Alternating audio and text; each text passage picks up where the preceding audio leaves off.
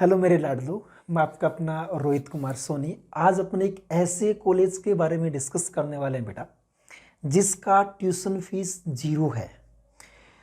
Actual में है क्या ना कि अभी अपन अगर कोई एनआईटी ले या आईआईटी ले, उसके अंदर उसका भी अगर फीस अपन देखें, गवर्नमेंट सेक्टर के अंदर जो है उनका भी बड़ा ट्यूशन फीस जो है पर सेमेस्टर काफ़ी हाई है। जैसे अभी मेरी कुछ दिनों पहले एक जूनियर से बात भी हो रही थी, जो कि 2-3 साल से मतलब है कॉलेज के अंदर, एनआईटी के अंदर। वो मेरे को ये बता रहा था कि सर पर सेमेस्टर अभी भी 80,000 है। अभी का थोड़ा बढ़ा दिया होगा, पता नहीं, आइडिया मेरे को फिक्स। तो आपका एक साल की बात करें तो 1,60,000 रुपये होते हैं आपके। तो अगर कोई बच्चा फाइनेंशियली जिसको दिक्कत है, उसके लिए ये तो ट्यूशन फीस हुई, कॉलेज में और भी खर्चे होते हैं, हॉस्टल से हो गए, बाकी हो गए, तो हर एक बच्चा अफोर्ड नहीं कर पाता इन सबको। तो अपन आज एक ऐसे कॉलेज के बारे में डिस्कस करने वाले हैं जिसको पीछे लिखा हुआ है इंडियन स्टेटिस्टिकल इंस्टीट्यूट, जिसको शॉर्ट में ISI के नाम से बहुत फेमस है। मैथ्स का जिसमें इंटरेस्ट है, क्योंकि ये वाला जो कॉलेज है इसमें और इसका जो एग्ज़ाम होने वाला है प्योरली मैथ्स आती है इसके अंदर।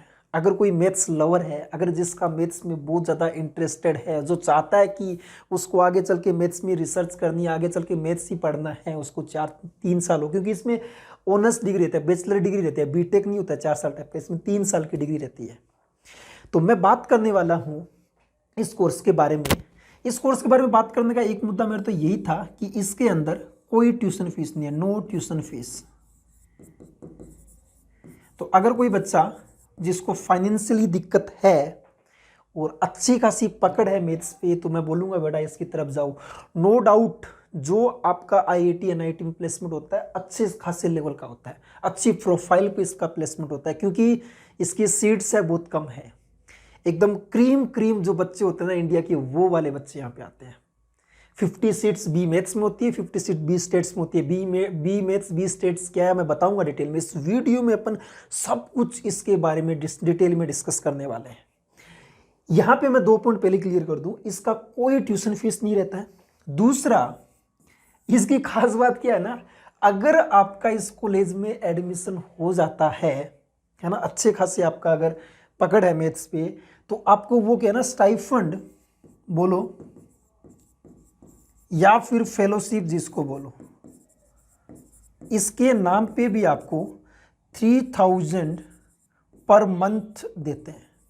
यूजी की बात कर रहा हूं मैं, जो यूजी कोर्सेज होते हैं उनके ऊपर कॉलेज वाले इतना आपको अवेलेबल करवाते हैं, आपसे कुछ नहीं ले रहे, और ये आपको 3,000 पर मंथ, बच्चा मतलब खुद का खर्चा है वो भी आराम से चला सकता है। अब ये जो कॉलेज है बेटा, इसमें काफ़ी सीरियस टाइप की पढ़ाई रहती है।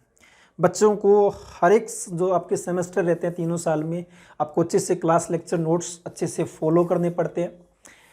अब बच्चों के माइंड में आता है कि सर इस टाइप के कॉलेज इंडिया में है कहाँ पे, मतलब जब इतनी फैसिलिटी मिल रही है, ना पैसे लग रहे हैं, ऊपर से पैसे दे हो रहे हैं, तो कहाँ पे है।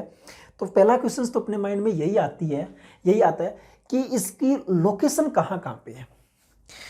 तो लोकेशन के बारे में अगर बात करें तो सबसे पहले ये कॉलेज कोलकाता में ओपन हुआ था, और कोलकाता में भी कब हुआ था, 1931, बहुत टाइम पहले की बात है। स्टार्टिंग जिसको हेडक्वार्टर भी बोल सकते हो, ये वाला है आपका कोलकाता के अंदर, ठीक है। उसके बाद इसकी खूब सारी ब्रांचेस और ओपन होने लगी। दिल्ली में भी इसका ब्रांच है, और बेंगलुरु में भी इसका ब्रांच है, ठीक है। चेन्नई में भी इसका ब्रांच है,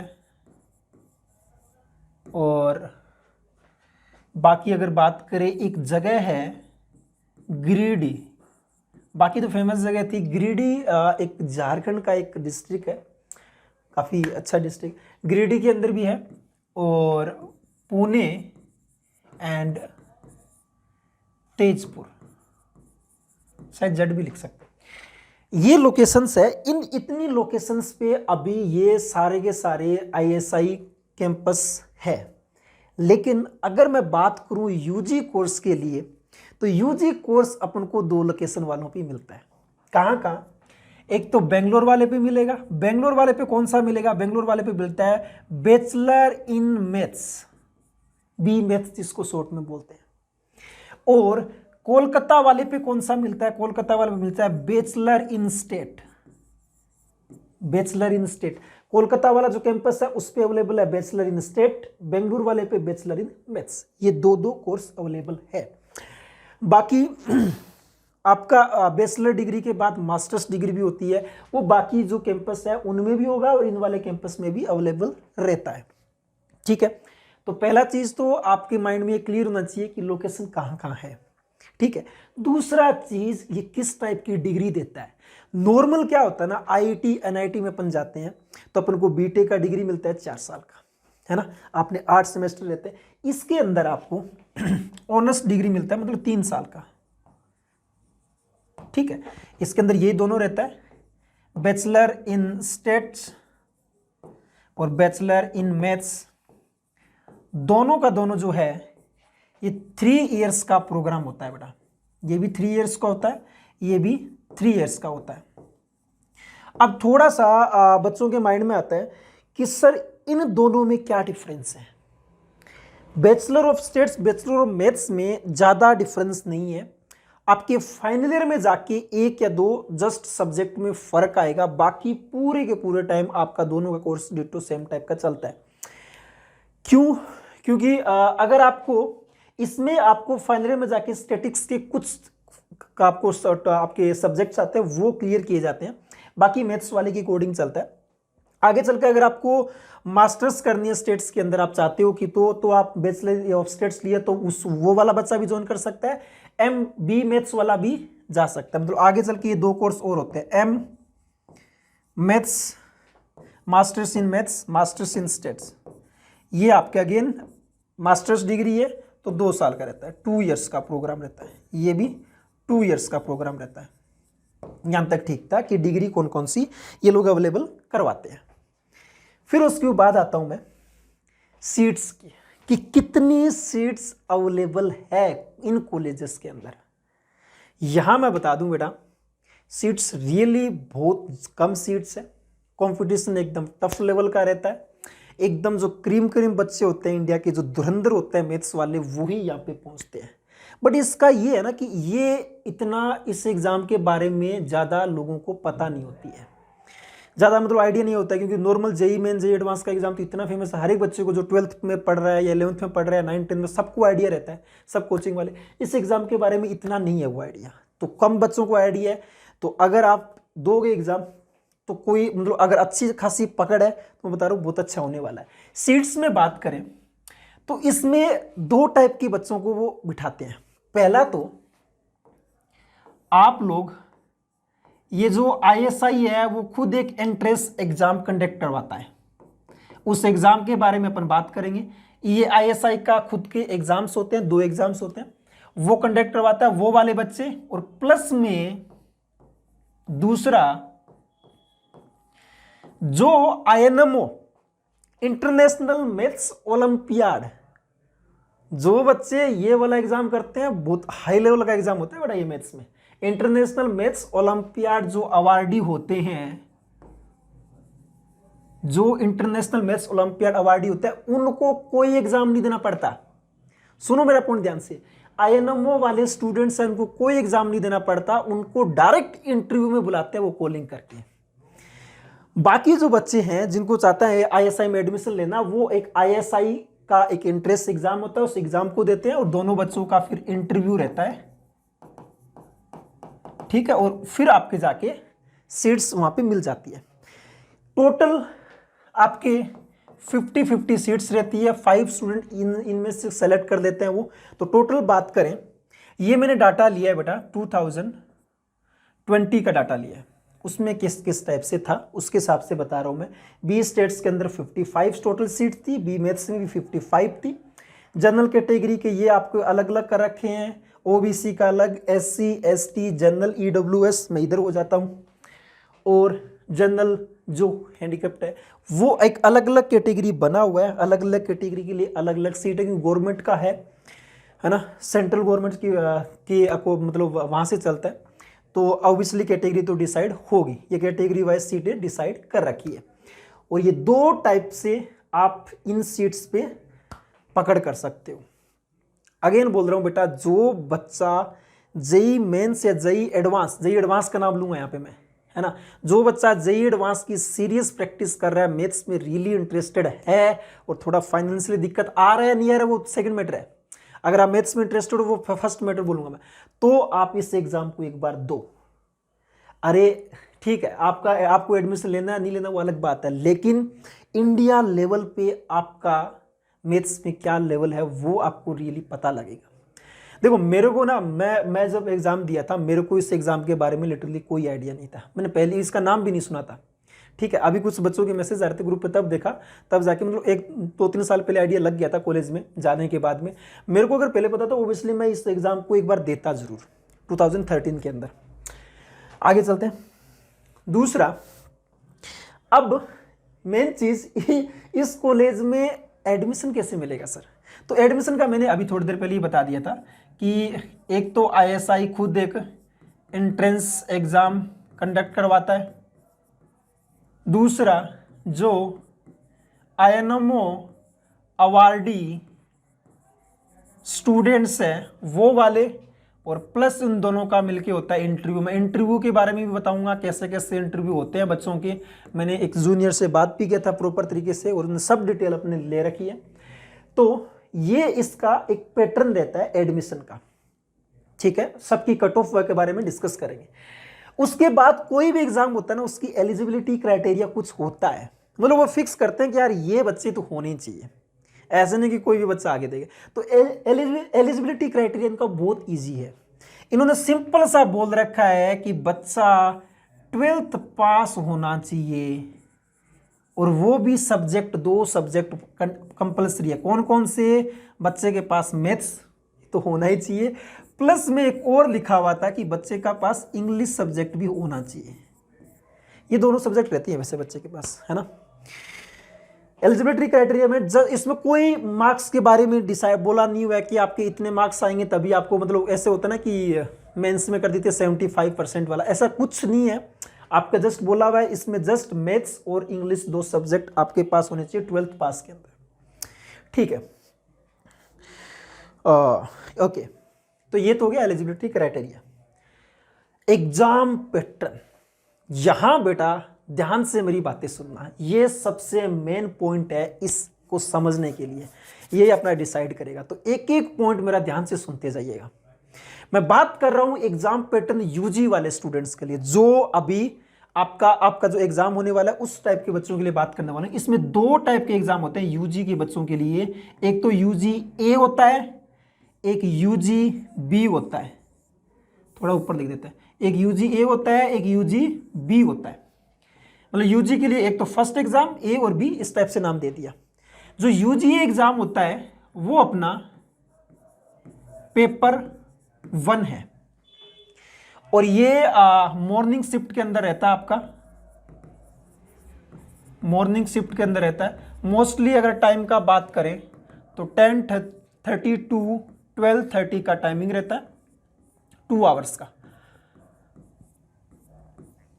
जो पेपर 1 है यूजीए जिसको ये लोग बोलते हैं, मॉर्निंग शिफ्ट में रहता है 10:30 टू 12:30। ठीक है, इस एग्जाम के अंदर, इस एग्जाम की बात करें तो इस एग्जाम के अंदर होता है single correct questions. Single correct questions होते हैं, एससीक्यू जो वाले होते हैं, जिनको अपन बोलते हैं ऑब्जेक्टिव टाइप के क्वेश्चंस। ऑब्जेक्टिव टाइप के क्वेश्चन रहते हैं। कितने क्वेश्चंस रहते हैं? ये 30 क्वेश्चंस रहते हैं, और पर हर एक क्वेश्चंस का क्या है, +4 मार्क्स है। नेगेटिव मार्किंग नहीं है, हर एक क्वेश्चंस के +4 मार्क है, नेगेटिव मार्किंग 0 है। नेगेटिव मार्किंग है ही नहीं, तो टोटल कितना आ जाएगा? 120 मार्क्स आ जाएगा। टोटल कितना आ जाएगा? 120 मार्क्स। अब एक इंटरेस्टिंग चीज क्या है ना, इन लोगों के जो एग्जाम ये ना, इनके फंडे रियली बहुत अलग है। इन्होंने एक ये भी डिसाइड कर रखा है कि अगर आप कोई एक यूजीए के लिए बात कर रहे हैं, फर्स्ट पेपर के लिए, अगर आप कोई क्वेश्चंस अनअटेम्प्टेड छोड़ते हो, कोई क्वेश्चन आप अटेम्प्ट ही नहीं करते हो, अगर आपने अटेम्प्ट कर दिया वो तो आ गया, अगर आप कोई क्वेश्चन में कोई ऑप्शन नहीं भरते हो, खाली छोड़ दिया, तो आपको 1 मार्क्स और मिलेगा। मतलब 1 अनअटेम्प्टेड क्वेश्चंस आपको 1 मार्क्स मिलेगा। अगर कोई खाली छोड़ दिया क्वेश्चंस तो भी आपको मार्क्स मिलने वाले हैं। अब ये मत सोच लो, अब कोई बच्चा फिर खुद के मन सर ठीक है मैं 30 के 30 क्वेश्चंस खाली छोड़ दिया 30 मार्क्स, ऐसा नहीं है। पर रियली बता रहा हूं, लोगों ने फंडे बहुत अलग कर रखे हैं, इस पेपर 1 की कोई कट ऑफ डिसाइड कर रखी है, आते हैं उस पे। ये फर्स्ट पेपर के बारे में हो गया अपना, 120 मार्क्स का रहता है, 2 आवर्स का रहता है। दूसरा इनका UGB एग्जाम होता है। फर्स्ट वाला एग्जाम ऑब्जेक्टिव होता है, ये आपका पेपर 2 है ना, ये आपका मॉर्निंग शिफ्ट में है, ये आपका आफ्टरनून बोल सकते हैं, इवनिंग शिफ्ट बोल सकते हैं। आपका मोस्टली आपका 2 से 4 रहता है आई थिंक, है ना। टाइमिंग शायद मैं श्योर नहीं हूँ, ऊपर नीचे भी हो सकता है, 2 से 4 ही हो सकता है मोस्टली। पेपर 2 ये जो पेपर है ये आपका सब्जेक्टिव पेपर है, और यही पेपर आपका सिलेक्शन डिसाइड करता है। मैं क्यों बोल रहा हूं ये वाला पॉइंट, ये इसलिए बोल रहा हूं क्योंकि जो बच्चे जेईई मेन की तैयारी कर, जेईई एडवांस की तैयारी करते हैं, वो बच्चे ये ऑब्जेक्टिव वाले क्वेश्चंस आपके जेईई में, जेईई एडवांस लेवल का होता है, थोड़े से उसके टफ लेवल के भी हो सकते हैं, 1-2 स्टेप्स ऐसे क्रिटिकल मिलेंगे आपको, लेकिन कर लेते हो बच्चे। लेकिन ये जो पेपर होता है, क्योंकि होता क्या है ना, एडवांस वाले तैयारी करने वाले बच्चों की एक माइंडसेट इस टाइप का हो जाता है, वो ऑब्जेक्टिव करते करते वो स्टेप स्किप्स करना सीख जाते हैं, वो एक अलग ही अपनी खुद की मेथड बना लेते हैं, शॉर्ट ट्रिक टाइप की। सब्जेक्टिव पेपर में उनको दिक्कत आती है, और यही आपका सीट डिसाइड करता है, यही आपका रैंक डिसाइड करता है। सब्जेक्टिव जो बहुत टाइम पहले आईआईटी के अंदर सब्जेक्टिव होते थे, रियली अच्छे लेवल का था, उस टाइप का ये सब्जेक्टिव पेपर रहता है। ज्यादा नहीं होते हैं, 8 क्वेश्चंस आते हैं, टाइमिंग वही 2 आवर्स का रहता है, और पर क्वेश्चन 10 मार्क्स का मतलब 80 मार्क्स, पर क्वेश्चन 10 मार्क्स मतलब 80 मार्क्स। स्टेप मार्किंग भी रहती है। हाँ, ऐसा नहीं है कि आप फाइनल आंसर तक पहुंचोगे तभी 10 नंबर मिलेंगे। आप क्वेश्चंस को प्रोसीड करो, कुछ मतलब आप प्रोसीड करो क्वेश्चंस को, आप सही से आप चीजें आगे कर रहे हो, वो मार्क्स देते हैं आपको, स्टेप मार्किंग भी रहती है। तो ये आपका UGB है, रियली रैंक डिसाइड करने वाला है। ठीक है, तो इस पे आपको अच्छे पकड़ कैसे तैयारी करनी है उस पे मैं लेके आता हूं। तो टोटल अगर अपन देखें 120 मार्क्स इधर आ गया, 80 मार्क्स इधर आ गया। अब देखो इन लोगों ने ये जो दिया ना 1 अटेम्प्टेड, ये ऐसे ही नहीं दिया। अब इन लोगों ने फिर क्या कर रखा है ना, एक साफ साफ एक लाइन लिखा हुआ था कि पेपर 1 का कुछ कट ऑफ है। सुनना मेरा पूर्ण ध्यान से, पेपर 1 का कुछ कट ऑफ है, वो कट ऑफ अगर आपका क्लियर होगा तभी वो पेपर 2 चेक करेंगे। अगर वो पेपर 1 का कट ऑफ क्लियर नहीं हुआ, पेपर 2 की तरफ जाएंगे नहीं वो लोग। पेपर 1 का कट ऑफ क्लियर हो गया, तो मैं यहां पे लिखता हूं पेपर 1 की कुछ कट ऑफ है, पेपर 1 कट ऑफ। ये कट ऑफ अब मैं बता रहा हूं बेटा वेरी करता रहता है, मतलब हर साल वेरी करता रहता है। अप्रोक्सीमेट आइडिया मैं लगा के बता सकता हूं कि जनरल कैटेगरी लिख दिया, ओबीसी लिख दिया, बाकी जो बचा हुआ वो लिख दिया SC ST PWD। General category के मैं बता देता हूं 50 से 55 की रेंज में रहता है। जो 120 मार्क्स का जो होता है ना, इसमें से मतलब हर साल वो ऑब्वियसली डिपेंड करता है कितने स्टूडेंट्स आ रहे हैं, किस लेवल के स्टूडेंट्स है, किस किस मार्क्स के आ रहे हैं, कितनी सीट रखनी है, वो उनके ऊपर है। 50 से 55 मार्क्स तक वेरी करता है जनरल कैटेगरी वालों का, 50 से 55 मार्क्स वेरी करता है। अगर इतने मार्क्स आते हैं पेपर 1 में जनरल कैटेगरी वालों के, तभी वो पेपर 2 चेक करेंगे। अगर आपके पेपर 2 में 8 के 8 क्वेश्चन सही क्यों ना है, वो पेपर 1 अगर सही नहीं गया तो गड़बड़ है। दूसरा, ओबीसी कैटेगरी वालों के लिए 45 से 50 इस टाइप से रहता है, और यहां से 40 से 45 5 मार्क्स कैसे डिफरेंस बता दिया। इसमें मतलब थोड़ा वेरी भी कर सकता है, +2-3 मार्क्स ऐसे बोल सकते हैं अपन, ज्यादा नहीं तो, है ना, इतना आपका वेरी भी कर सकता है। ठीक है जी, ये एग्जाम पैटर्न ध्यान से सुन लेना बस बेटा आप, ये मेन था। अब पेपर 1 का तो अलग कट ऑफ था, पेपर वो उसको क्लियर करने के बाद पेपर 2 आपका आता है। अब पेपर 1 पेपर 2 का दोनों का मिला के भी एक कट ऑफ डिसाइड किया हुआ है, मतलब बच्चा कब अपना एग्जाम क्लियर करेगा। ये जो मैं कट ऑफ बता रहा हूं ये लास्ट ईयर्स के लेके बता रहा हूं। तो अगर अपन बात करें पेपर 1 या फिर UGA का कट ऑफ या फिर UGB का, दोनों का कर लेते हैं। कट ऑफ कर रहा हूं मैं ऑल ओवर, मतलब दोनों पेपर को मिलाते हुए। UGA में तो इन लोगों ने रखा हुआ है 60 से 75, अप्रोक्सीमेट बोल रहा हूं मैं, और इसके अंदर है 30 to 40 मार्क्स। ये वेरी करते रहते हैं थोड़े बहुत ऊपर नीचे। मतलब यहाँ पे अगर बात करें, अगर आप, मैं मोटा मोटा ये इसलिए कट ऑफ बता रहा हूँ, आपको एक आइडिया दिला रहता हूँ। अगर आप पेपर 2 में 3 से 4 क्वेश्चंस भी एकदम परफेक्टली सही कर देते हो, 8 में से आपके चांसेस है। ऐसा नहीं है 8 के 8 के पीछे पढ़ो, आप परफेक्टली 3 to 4 क्वेश्चंस अगर सही से कर देते तो है। इधर अगर बात करें अगर आप, तो 15 to 17 या 18 जो भी है, इतने क्वेश्चंस अगर आप सही कर देते हो, चांसेस है। नेगेटिव मार्किंग है ही नहीं, अनअटेम्प्ट सोडा +1 मिलेगा, वो सारे आप ध्यान में रखो। ये अप्रोक्सीमेट है, डिपेंड करता है बच्चा किस किस लेवल के मिल रहे हैं अपन को। तो कट ऑफ हो गया। कट ऑफ मतलब पेपर 1 पेपर 2 का कट ऑफ क्लियर होने के बाद में वो ऑब्वियसली जो बच्चे सेलेक्ट होते हैं, आपका पूरा का पूरा निकलता है रिजल्ट, उसके बाद वो बच्चों को कॉलिंग करते हैं।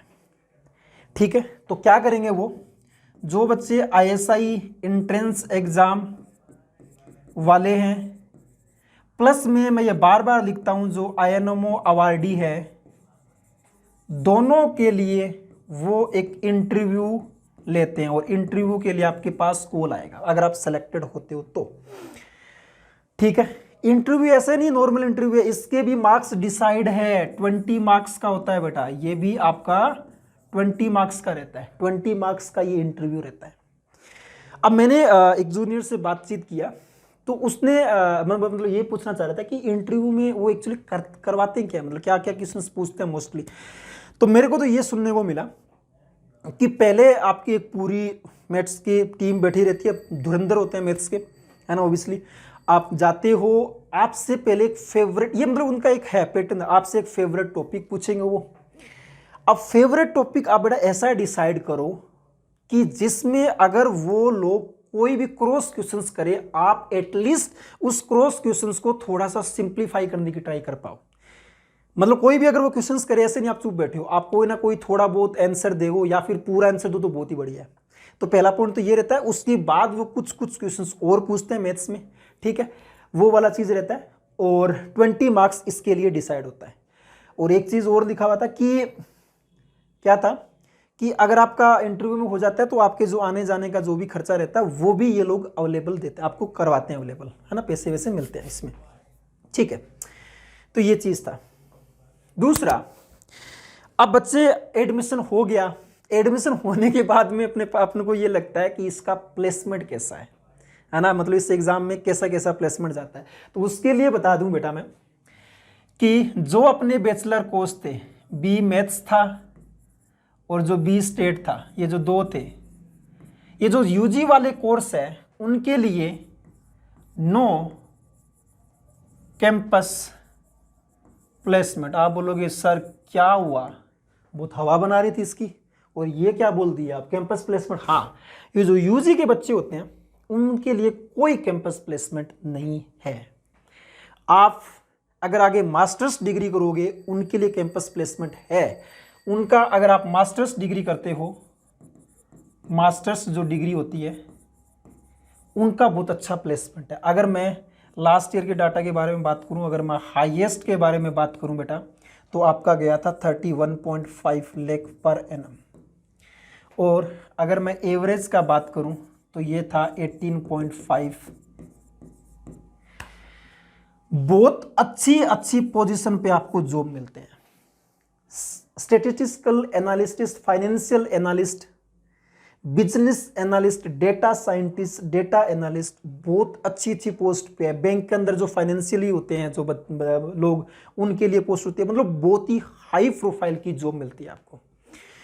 ठीक है, गवर्नमेंट सेक्टर के अंदर भी इनके रहते हैं। गवर्नमेंट सेक्टर में जो फाइनेंशियली अब जो करते हैं, मतलब पूरी गवर्नमेंट को चलाने के लिए फाइनेंशियली जो बैंक के अंदर होता है, आरबीआई जो बैंक हो गया, और भी बहुत बड़े बड़े बैंक है, उसके लिए बात होती है। बैंक का मैं जस्ट एग्जांपल दे रहा हूँ, और भी बहुत सारे सेक्टर्स के अंदर इसके अंदर जॉब मिलता है। जो यहाँ पे ये जो यूजी वाले बच्चे, उनके लिए अगर बात करूँ मैं, कैंपस प्लेसमेंट नहीं है, लेकिन ओबियसली वो ऑफ कैंपस अप्लाई कर सकता है। खूब सारी अपॉर्चुनिटी रहती है, और अगर आपको लगता है कि नहीं मेरे को आगे 2 साल और लगा के मेरे को मास्टर्स डिग्री करनी है, कर सकते हो। और एक पॉइंट मैं और बता दूं, अगर आप इसमें बैचलर से मास्टर्स डिग्री में जाते हो, आपको अलग से कोई एंट्रेंस एग्जाम नहीं देना पड़ता, आप डायरेक्टली बैचलर से मास्टर्स में इसमें एडमिशन ले सकते हो। अगर ऑलरेडी आपका बैचलर में एडमिशन है तो मास्टर्स एडमिशन लेने के लिए कोई एक्स्ट्रा आपको एग्जाम नहीं देना पड़ेगा और काफ़ी हाई प्रोफाइल की जॉब रहती है। तो ये सब तो इसके बारे में डिस्कस हो गया। अब अगर कोई बच्चे के माइंड में ये होगा कि ठीक है सर, ये मेरे को सब चीज़ें क्लियर होगी, अब मेरे को ये जानना है कि अभी जो 2021 वाले स्टूडेंट्स हैं उनके लिए एग्ज़ाम कब है, उनको कैसे कैसे प्रिपरेशन करनी है, क्योंकि ये इस एग्ज़ाम के बारे में रियली बहुत कम ही लोगों को आइडिया रहता है। तो जितना कम है तभी तो कंपटीशन कम है ना इस टाइप का, लेकिन पेपर टफ लेवल का आता है बेटा। तो अगर मैं बात करूं तो 2021 वाले के लिए, तो इसमें आपका फरवरी या मार्च के अंदर ऐसा लिखा हुआ था, इस टाइम में आपका एप्लीकेशन फॉर्म निकल जाएगा। आप ICI की वेबसाइट पे चेक करते रहिएगा, फरवरी या मार्च के टाइम में ऐसे लिखा हुआ था, कोई फिक्स डेट नहीं दिया हुआ था। उस टाइम में इसका एग्ज़ाम, मतलब इसका जो एप्लीकेशन फॉर्म है वो निकल जाएगा, आप फिल कर सकते हो। कुछ एप्लीकेशन फॉर्म का कुछ फीस भी है, वहाँ पे तो आपका फीस लगेगा ओबियसली, वो आप देख सकते हो, ज़्यादा नहीं है। एक डेट डिसाइड तो हो रखी है कि 8 मई 2022 को इसका एग्ज़ाम होगा, डेट डिसाइड हो चुकी है। 8 मई 2022 को इसका एग्ज़ाम होने वाला है। अब मैं कुछ जो बच्चे अगर रियली इंटरेस्टेड है, जिनको लगता है कि मेरे को एग्ज़ाम देना चाहिए, उनके लिए बता देता हूँ मैं। ISI ने खुद ने एक बुक पब्लिश कर रखी है और बहुत ही फेमस बुक है बेटा, टोमेटो, नाम भी है सब काफ़ी अच्छा है। टोमेटो नाम की एक बुक पब्लिश कर रखा है, जिसमें आपको मोस्टली लास्ट ईयर के खूब सारे क्वेश्चंस मिल जाएंगे। तो इसकी प्रैक्टिस करो, क्योंकि इसलिए प्रैक्टिस बोल रहा हूँ बेटा, UGA जो एक वाला एग्जाम है, जो ऑब्जेक्टिव वाला पेपर है, वो आप क्लियर कर दोगे, उसकी कट ऑफ भी क्लियर कर दोगे आप, जो अगर एडवांस के अच्छे से प्रैक्टिस कर रहे हो तो। लेकिन जब बात आती है सब्जेक्टिव वाले पे, तो वहां पे दिक्कत होना स्टार्ट हो जाती है। रियली बता रहा हूँ, आपको लग रहा है कि सर 8 में से 3-4 क्वेश्चन करना, 3-4 क्वेश्चन टफ होते हैं। आईनोमा का अगर आपने पेपर देखा तो उस लेवल के ओलंपियाड आपके सब्जेक्टिव पेपर आपको मिलता है। आप टोमेटो जो बुक है, इसके साथ साथ इससे साथ साथ प्रैक्टिस करते जाओ। इसमें आपको रियली सारी चीज़ें आपको मिलेंगे। लास्ट ईयर के कैसे कैसे पेपर्स है, उसके भी खूब सारे क्वेश्चन है, एक मोटा मोटा आइडिया लग जाएगा, हाँ इस लेवल तक के क्वेश्चन आते हैं। और जो अपना ज्योमेट्री वाला पार्ट है, प्लस में जो नंबर थ्योरी है, ये आप पढ़ लेना, क्योंकि बाकी चैप्टर्स अपन के है ना अच्छे से डिटेल में एडवांस में पढ़ती है। इन दोनों को आप ध्यान में और रख लेना। तो मेरी तरफ से इतना ही। अगर आप फिर भी कोई आपके डाउट है तो कमेंट सेक्शन में लिखो, मैं आपको उसको रिप्लाई जरूर करूँगा। ऑल द बेस्ट बेटा।